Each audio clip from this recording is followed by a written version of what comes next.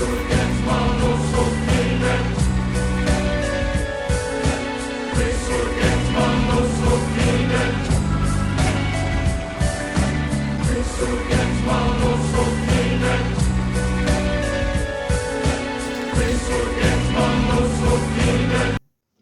you see it?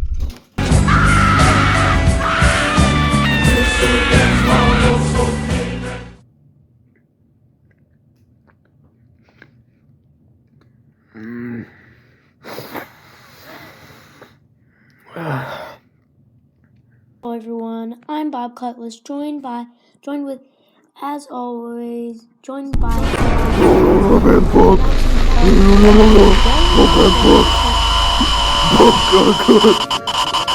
So, hey guys,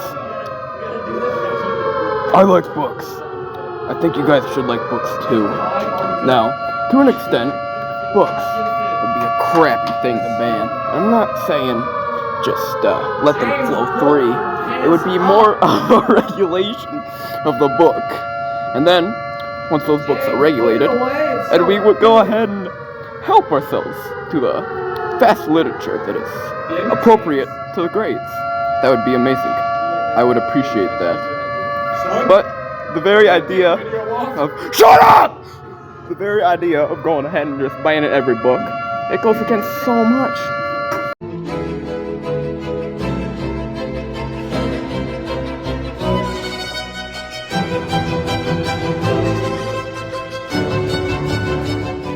Do you want that?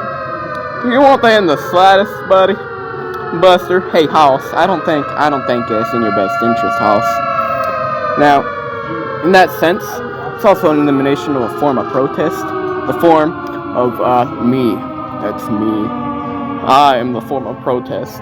Now, in that sense, books are good. They're good to go ahead and spread a message. Not like my struggle, but you know. Now, and in that sense, perchance, and mayhaps, now, I don't really, now, to an extent, people think that books are vulgar.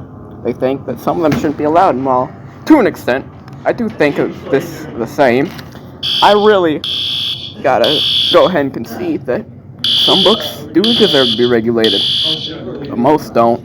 No sirree, no House. Now,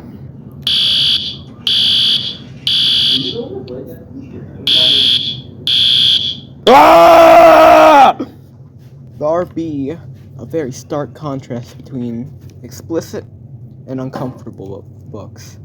Now, according to one publicschoolreview.com, the impact of banning perceived uncomfortable books can be awfully negative, with expected outcomes to include the limitation of exposure to different perspectives, the hindrance of critical thinking, and the stifling of understanding of important societal issues, one of which these kids are smart enough to go ahead and decipher. They can relate, and at a time in our lives where critical thinking, being able to think for yourself, are at an all-time high, we need to remember that any hindrance to our youth's ability to think for themselves is a hindrance to us all, in the sense that, well, your vote is as good as theirs. They can't think for themselves, you know. Well, my little lovelies are going to do something they're going to regret later on in life. That won't be very good. Oh!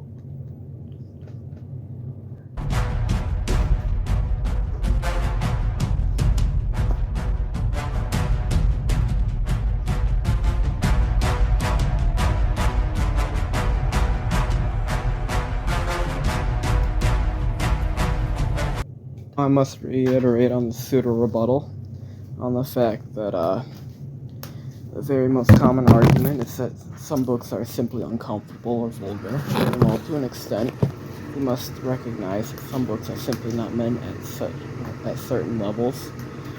We must remember that imply that on certain levels they are perfectly capable of being read. Now, the benefits far outweigh the negatives in most cases, with the idea of getting a different perspective on a situation that may not be yours, but all too relevant, or perhaps not. It don't matter. Is a valuable skill in teaching in most cases.